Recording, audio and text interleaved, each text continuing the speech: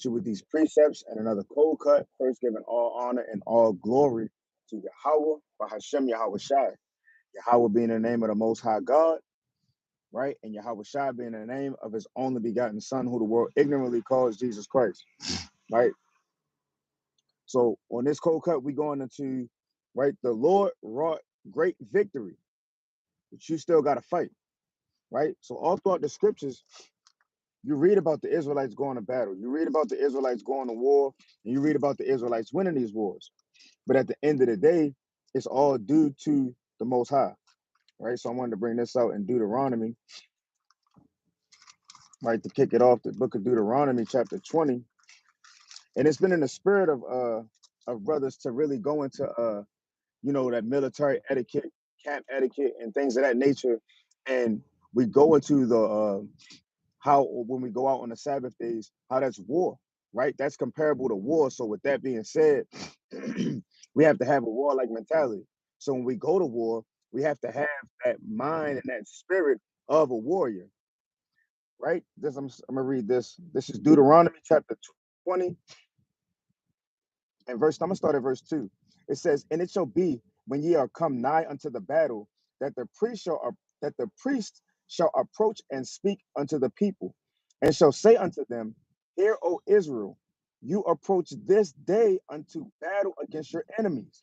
Let not your hearts faint, fear not, and do not tremble, neither be ye terrified because of them." Right? So our fear is in the Most High. Our fear isn't in man. We don't fear anything that man can do, whether it's physical things, whether it's your boss may fire you at your job, people make threats, whatever the case is. The banks may say you have to do this, that, and the third, or whatever it is that you may be facing or going through. You cannot fear any of those things, right? We're warriors. So as men of war, we have to trust in the Most High, and we can't be fearful of any of the things that can happen to us in this lifetime, right? Verse number 4. Right, I'm gonna get a quick precept real quick. Right, quick precept in Matthew chapter 10. Right, Matthew chapter 10 and verse number 28. The Lord says, "Fear not them which kill the body, but are not able to kill the soul, but rather fear him which is able to destroy both soul and body in hell." So we ought to fear the Most High over anything that any man can do.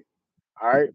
So going back to Deuteronomy chapter 20 and verse number 4, the Lord says, "For Yahweh, your God, is he that goeth with you to fight for you against your enemies to save you." So it's going to be the Most High that brings any victory that we receive. So when you if you in a say you in a debate with a Muslim or Ishmaelite, right? You in this debate, and as this debate goes forward and it start waxing strong, he's starting to get confounded every which way he turns, right? Every time he goes somewhere, you meeting him there and you cutting him up. Hey, that's the Lord working through you to get that done. That's not you, right? So we got to make sure that we're humbling down, right, to the fact that it's the Most High working these works and working these spirits through us. But at the end of the day, hey, David went to battle. David had all faith in the Most High. David still had to show up with the sword, right? Joshua, Judas Maccabeus, these men had to go to war. They had to show up and go to war. But at the end of the day, we understand and we receive that it's the Most High that wrought that great victory amongst the Israelites in every battle that we go in, right? So this is Second Samuel chapter 23 and verse number 9.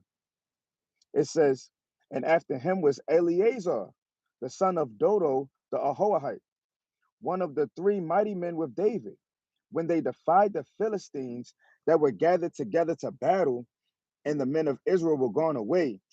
He arose and smote the Philistines until his hand was weary." You see that?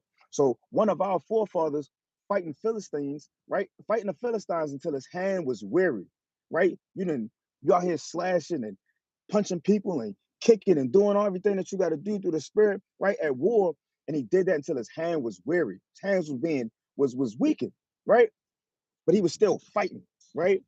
And his hand clave unto the sword. You see that? His hand clave unto a sword, right? And a quick testimony, something I like to bring out. When I was younger, my cousin, they had a nice house, they had a big yard, and I was helping them with yard duty, and I'm out there with the weed whacker, and I'm on this weed whacker, and I'm hitting all of these different bushes and around the fence and around the house, and I held this weed whacker for a long time. I was a young man, and when it came time to take a break and get some water or get some orange juice or whatever it was we were drinking, my hand was cleaving into the weed whacker. My hand was cleaving to it, and it was hard for me to open my hands up to let it go.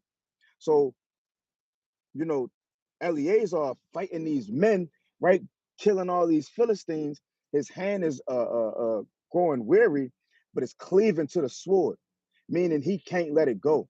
And that's how we ought to be when it comes to this word. That's how we ought to be when it comes to this Bible. You got to cleave unto this Bible. You got to cleave unto your sword, right? And do not let it go. And all of these battles that we go into, whether they spiritual battles like a debate, whether it's a battle in your flesh and you fighting against demons, right? Whether you fasting for a brother or fasting for your family and your household, right? All of these different battles that we go into as Israelites, hey, we got to do that with the sword in the hand, right? We have to do that in the spirit of the Most High. We have to cleave unto the sword. We got to cleave unto this word, right? Brothers got to make sure we reading. We got to make sure we're going over these accounts, going over these precepts, because these are the things that's going to get us through these battles, right? That's what's going to allow the spirit of the Most High to work freely in you to wrought that victory, right? It says, and his hand clave unto the sword, and the Lord wrought a great victory that day, and the people returned after him only to spoil. You see that? So he was out there, he was out there getting it in, right? And the people left him, but he out there smiting Philistines. You see that? So we got to make sure that we're standing on this thing. We got to make sure we're standing on this word, right? Verse number 11, it says, and after him was Shema, the son of Agi, the Hararite, and the Philistines were gathered together into a troop, where was a piece of ground full of lentils, and the people fled from the Philistines. But he stood in the midst of the ground and defended it, and slew the Philistines. And the Lord wrought a great victory. You see that? So the Lord is always going to win these battles, but these men showed up with the sword. These men showed up with faith and trust in the Most High. These men showed up with valor, and they showed up with that faith in the Most High. So how much more us in these last days? We got to show up, and we got to have that same zeal, right? To trust in the Most High. That's why the Lord said this in Sirach chapter 4 and verse 28. The Lord says, strive for the truth unto death, and the Lord shall fight for thee. So we got to make sure that we're striving this thing unto death, right? When somebody try to entice you with a damn pork chop, right? Because your grandmother made it. Hey, you gotta. That's a small battle. You knock that out.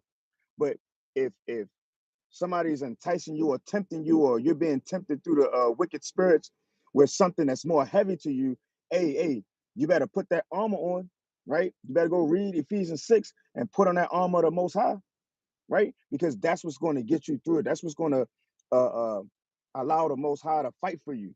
The Lord is going to fight for you, but you still got to strive for the truth until death, meaning you still have to put forth effort. You still have to put forth the strength. You still have to put forth your you have to put forth the fight. You got to battle, right? Because this battle isn't given to anybody, right? A lot of I speak to Christians when we out of camp, and I ask them if they got a minute for the word, and they'll hit me with the or I'll ask them if they got a minute. They'll say no. I'll say you got to put that cigarette down, and their response is, "Well, this is my battle." Well, it don't look like you fighting a battle. It looks like you're just letting the enemy just do what he want with you. You just letting them spirits just molest you and continuing to smoking. I mean, literally just this my battle, and he just keep walking up the harbor. You're not fighting. This battle isn't given to everybody. Everybody's not fit for the battle. That's why when you read Deuteronomy, the 20th chapter, the Lord gives you the law and the statutes on going to war. If you fearful, go home. Right? If you got a garden that you just planted, hey, if that's so important to you, hey, go tend to your garden. Don't go to war, because your mind ain't in this thing, right? You got you a wife and you want to be cleaving unto your wife. Go home. Don't come out to the battle because your mind ain't in this battle. We need brothers whose mind is in the war. So we fight alongside brothers that are willing to do this, not just any old person. This my battle, and you just going. Literally, if you know, Lord forbid, but if a brother in the truth is dealing with a strong, heavy demon, and he tells you this my battle, Lord forbid he's in the midst of it, like just right there talking to you. I mean, the brother got a damn nasty video pulled up on his phone talking about this my battle. No, no, you put that away. You have to fight the spirit. You can't just let this spirit just run rampant all on you. You just show everybody your demon like this is my battle and don't do anything about it. That's folly, right? And those brothers are weak for that, right? This is Psalms. I want Psalms 94. Psalms chapter 94 and verse 16. The Lord says, "Who will rise up for me against the evildoers, or who will stand up for me against the workers of iniquity?" And that's essentially when brothers come into this truth, and the Most High presents that before you, right? Who's going to do it, right? And our response should be, get this in Isaiah 6 and 8. What should your response be? Isaiah 6 and 8. Also, I heard the voice of the Lord saying, "Whom shall I send, and who will go for us?" Then said I, "Here am I, send me." That should be your response. Here I am, Lord. Send me out to the battle, right? Hey, send me out to the battle. Hey, trim my ways. Let me be cleansed in the fire and send me out to this battle, right? Train me up with the sword. Train me to how to use the buckler, the shield, right? Show me how to use the battle axe. Show me how to use the spear and the sword, and send me out to the battle. That's how our minds got to be in these last days. You're not just battling uh, uh, uh, for a damn block, right? That your people don't own. This is not the Bloods versus the Crips. You're not in a gang. This is the real warfare, right? And this is that warfare that's been going on since since the fall, since Adam and Eve. This is the same. It's been the same war of fighting your flesh, right? Your flesh versus your spirit, because them two are contrary to one to another. It's the same war. Let me get that real quick in Galatians. It's the same war. Galatians chapter 5. Let's see where I want to start at. Galatians 5 and 16. He says, "This I say then, walk in the spirit, and ye shall not fulfill the lust of the flesh. For the flesh lusteth against the spirit, and the spirit against the flesh." This is a war that's been going on since the beginning, right? "And these are contrary the one to the other, so that ye cannot do the things that ye would." And that's where sin get power over us. That's where we fall short. But that's also when the battle was at its strongest, right? When that sin start creeping up on you, you might not have been reading like you were supposed to. You might not have been fasting like you were supposed to. So when those evil spirits they creep up on you, they start hey, you in the heat of the battle now. Are you gonna fold and let these spirits win this battle, right? Or you're gonna fight, right, and win the battle? Because sometimes even if you do fight and you still lose, but it's a battle. A battle is a part of the war. A battle is a part of the war. A war is broken down into battles. So you may win, you may lose a battle or two. You may lose a few battles, but the war ain't over. You can still win the war. So as long as you have breath in your body, man, fight these demons, fight these spirits. Fight that flesh.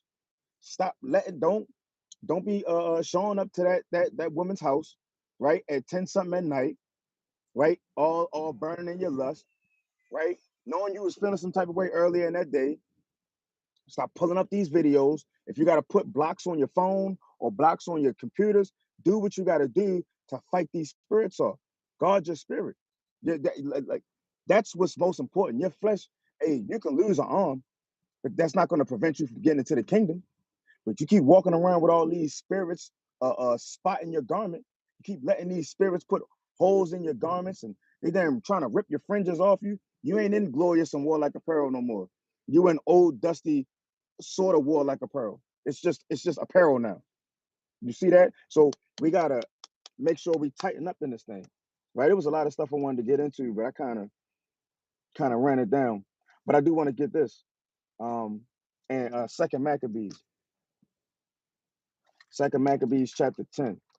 Now, when you are in the spirit, right, and you are trusting in the Most High, you showed up with your armor on, right? You showed up with your mind prepped for the war, right? When you show up like that, hey, the Lord can use you, right? And when the Lord uses you, you can do amazing things, right? You can do amazing things. The brother brought out in his cold cut in his dream, or pertaining to his dream, about how Elijah outran Ahab's horse, right? Elijah trusted in the Most High. Hey, the Lord said it was about to be a storm coming. He sent Ahab out.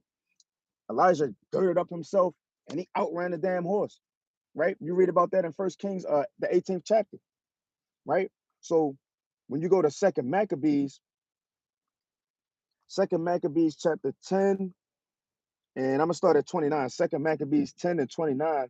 It says, but when the battle waxed strong, there appeared unto the enemies from heaven 5 comely men upon horses with bridles of gold, and 2 of them led the Jews.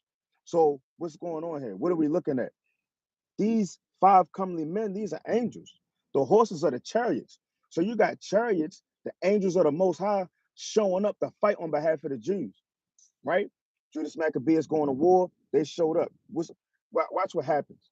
Verse 30, and took Maccabeus betwixt them, and covered him on every side with their weapons, and kept him safe, but shot arrows and lightnings against the enemies, so that being confounded with blindness and full of trouble, they were killed. You see that? When you read, let's get this real quick. In Second Maccabees 15 and 7. Second Maccabees chapter 15 and verse 7. It says, but Maccabeus had ever sure confidence that the Lord would help him. So as we go through these battles, hey, and you got the confidence that the Most High is going to be with you, the Lord can send the chariots to fight on your behalf, shooting down lightning, shooting down so-called lasers, concentrated fire. And the Lord can have these angels, these chariots covering you and protecting you. So while you out there, you showed up with your sword and you ready to go to war, you could be outnumbered. You could be outmanned. You could be outmuscled. Hey, but the Lord can show up and have things go down on your behalf. But you got to trust him. He's going to give you the victory. He's going to win the war. He's going to win the battle. But you still had to show up to fight. You still had to show up with the sword. You still had to show up willing to submit to him. So as we continue on, we got to make sure that we fight. Fight. Let the Most High win the battle through you, but you got to be a willing vessel for him to use you to win the battle. Stop just showing up thinking that you're just a man. You're an Israelite. Stop just showing up thinking you're just a woman. You're a princess of the Most High God. The Lord is going to protect his children, right? The Lord is going to protect his children. Let me get this real quick. In Ecclesiastes chapter 2, Ecclesiastes 2 and 10. It says, and whatsoever mine eyes desired, I kept not from them. Salakia. Salakia. Is that what I want?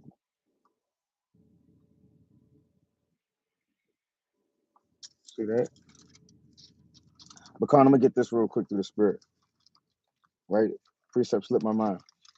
But all praise to the Most High in all things. All praise to the Most High in all things. In Sirach, chapter 37, Sirach 37 and verse 27, the Lord says, my son, prove thy soul in thy life and see what is evil for it and give not that unto it. So as we go through life, right? These are the battles of knowing yourself and learning yourself, finding out what's good for yourself and giving that to it, but then finding out what's evil for you, and then don't give yourself over to it. So certain brothers, they can drink some yan or drink some strong drink and they won't be out of character. Other brothers, when they drink, they start acting crazy, right? They get different spirits on them. Hey, that brother has to prove himself and not give himself to that. That's a part of the battle. That's a part of the fight. Because if you're approving yourself and you know that that's not good for you to do, that's like walking into an ambush and you know it's going to be there. You're that's suicide, right? You're committing spiritual suicide. You're walking into the ways that's going to destroy you. So we got to be mindful of our spirits and mindful of the things that we got going on, right, within ourselves, so that we can fight the battle, right, wholeheartedly and in sincerity, Salaki. Right, and I'll get one more through the spirit, and then I'm gonna close up. Right, this is Second Corinthians, chapter 10 and verse number 3. The Lord says, "For though we walk in the flesh, we do not war after the flesh. For the weapons of our warfare are not carnal, but mighty through the Most High to the pulling down of strongholds." Right, so we gotta make sure, or we gotta understand that this battle that we fight, this war that we're fighting, is not physical, right? Now, when we get the glorified bodies and these prophecies come to pass, and we take these elites and put them into captivity and bring them into bondage and slavery, hey, that'll be on a physical level. But right now, this is that spiritual warfare that's going on right now, right? Verse 5, casting down imaginations, right? Your imagination teaches you a bunch of different wickedness. Your imagination shows you a bunch of things that are off. Casting down imaginations and every high thing that exalt itself against the knowledge of the Most High, and bringing into captivity every thought to the obedience of Hamashiach. You see that? So we have to bring all of these things, everything that goes on with our spirits, to the obedience of Yahweh Shah, right? And so when we go out and we teach, hey, that's a spiritual. You're in a war formation. You're in a warlike formation. You're in a battle and a war mentality. So your mind got to be focused on the war. And so as you're out there and you bringing out these precepts, those are different arrows that are going out. You bring out these different breakdowns; those are axes going out, right? You go into different scriptures and you go into different things. Hey, you're breaking down the imaginations and the strongholds that our people deal with. A lot of our people still think Hamashiach is a so-called white man. A lot of our people don't understand we're the chosen people. I talked to a brother this past Shabbat. I asked him, who he was, his nationality, and brother straight up told me he was a nobody. He has no idea who he is. You're a whole king walking the earth, and you don't even know it. He literally said he was a nobody. And I had to, brother, you're somebody. It's like, stop it. But these are the lies and imaginations that's in our minds that we've been conditioned to believe in this captivity. Hey, the warriors are out. The warriors are out to cast down all of these strongholds, to cast down these imaginations, right? To kick these spirits in their ass, to bring all of these different demons under the bondage, right? That the Most High gave us, right? Through Hamashiach Yahweh Shai. Right, verse 6, and having in readiness to revenge all disobedience when your obedience is fulfilled. You see that? And the water for the precept. You get that Ecclesiastes 9 and 10.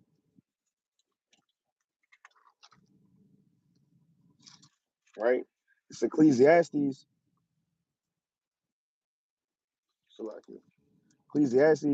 chapter 9 in verse number 10, the Lord says, whatsoever thy hand findeth to do, do it with thy might. For there is no work, nor device, nor knowledge, nor wisdom in the grave, whether thou goest. So whatever we do as we go out to these battles, hey, we got to make sure that we fighting, we giving it our all. We got to show up so that the Most High can use us to break down these strongholds. But we have to be humble enough to know that it is the Most High bringing down these strongholds, and we have to show up with the sword. We got to show up equipped for battle. We got to show up ready for battle, so that the Most High can use us in these last days. So I exhort the family, stay strong in the spirit. With that, Yahweh Bashem Yahweh Shabbat Thumb. Shalom, shalom.